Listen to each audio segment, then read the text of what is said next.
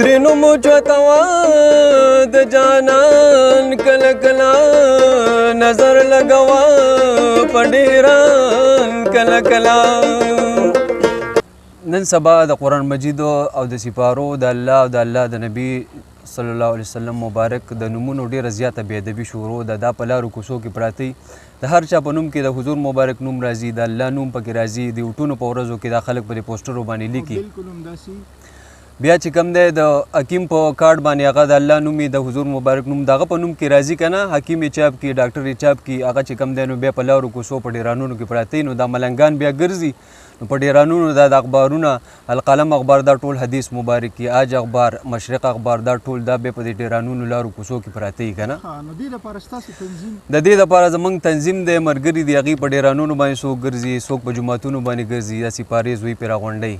نو د شاعر پکې یو څو خبرې لیکلي د دې په باره کې، یو څو ټکي کړی داسې موږ ته لیکلي دي چې تاسو داسې خیال کوئ لکه په لارو کوڅو چې ګروان یې نو تاسو به نظر کوئ د حضور مبارک نوم ته، د الله نوم ته، سپارې ته، دغه ته، د سکولونو مخې ته دار څه پراته وي که نه. نو شاعر موږ ته د یو څو خبرې لیکلي دي، تاسو ته یې زه پیش کوم. بسم الله الرحمن الرحیم.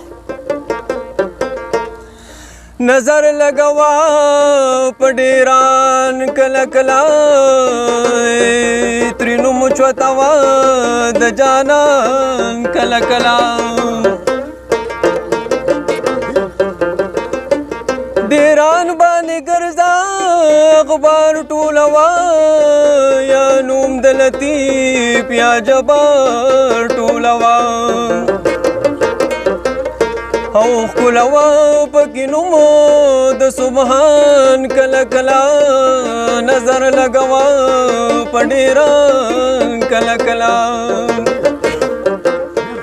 ترینو مچوتوا د جانان کله کله. نظر لګوا په ډیران کله کله.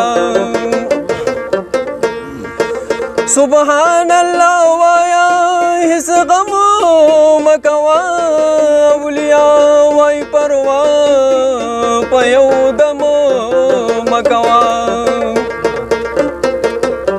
نو الله الله وایا ارمان کله کله. نظر لګوا په ډیران کله کله ترینو مچوتوا د جانان کله کله. نظر لګوا په ډیران کله کله. ارمان می داستا دیدنا مصطفی دے، قربان ملتا دا خپل تنا مصطفی دے. نو شمنا در باچانا دان ته حیران کله کله. نظر لګوا په ډیران کله کله ترینو مچوتوا د جانان کله کله. نظر لګوا په ډیران کله کله.